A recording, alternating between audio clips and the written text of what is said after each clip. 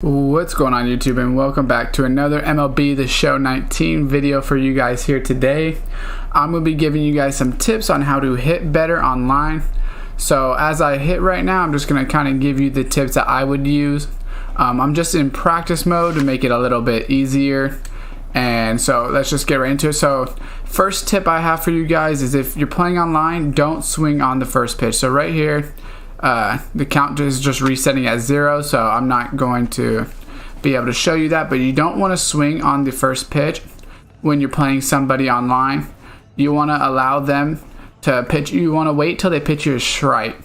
So what that means is if they pitch a ball on first pitch, don't swing until you get a first strike on you. So if they keep pitching you balls, don't swing. And also another tip is to not swing on breaking balls until you have a strike on you, at least. So you know, if you start realizing that they're just throwing, since you're not swinging, they're throwing you fastballs, maybe take a chance on that, but don't swing on breaking balls. See, because if you swing on breaking balls, most of the time you're probably gonna hit pop flies, especially on first pitch. It's just not really worth it.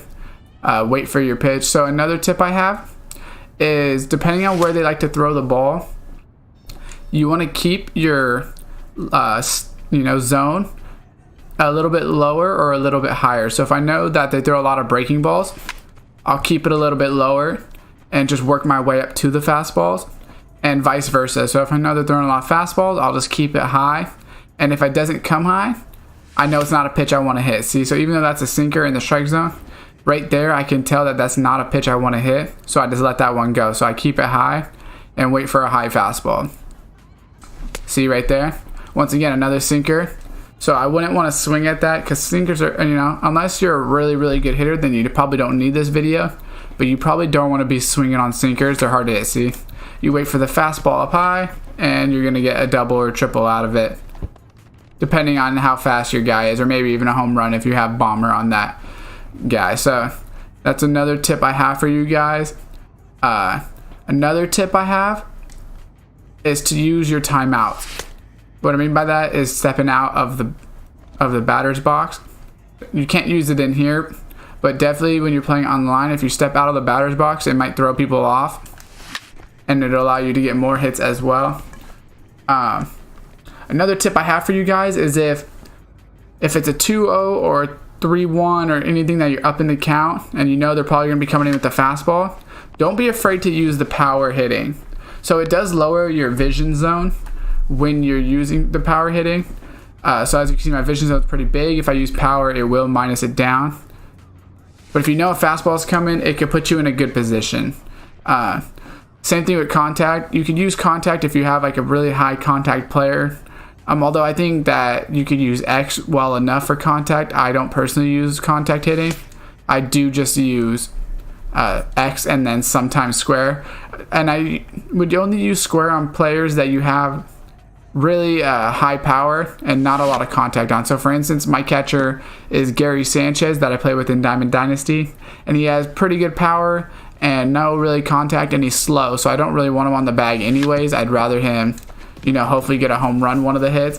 So that would be a person that I would use square, since his contact is so low. See, as you can see, I'm swinging at the sinker down here, and that's why I keep grounding out. Once again, if you're patient, wait for the high fastball, you'll probably get a hit. So continue to do that. I would probably come into practice and probably try to get, if you really, really want to work on your hitting and you feel like you're not doing that great, I would probably get 50 hits off of one pitcher, and then just kind of make adjustments from there. You can switch the teams, or you could also come in here and use this to switch your batting zone. So you can use it from zone. You can make the difficulty higher or lower depending on what you want to do. So you could do that, and then you can use it, just move the different view. So what I would do is figure out first what view you want and what zone you want to hit with. I would at least hit 50 to 100 balls to be able to recognize which ones you actually enjoy to use. I've moved around my hitting camera probably 4 to 5 times already this year.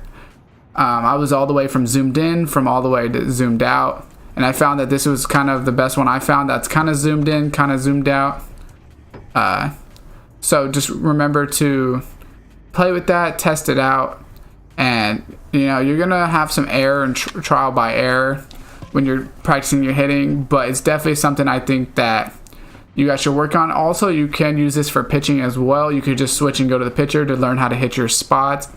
Maybe use pitchers that you use on your Diamond Dynasty team or your favorite quick game team. Just because every pitcher is a little bit different. So some pitchers, their fastballs will rise. Some pitchers, their fastballs will lower, even though you get a good pitch. So definitely something to keep in mind. And that's basically it, guys. Let me know what you guys think about this hitting tips video.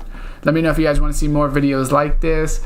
Comment down below if you guys have any questions. Leave a like on the video if you guys did enjoy it. And as always, guys, I will see you next time.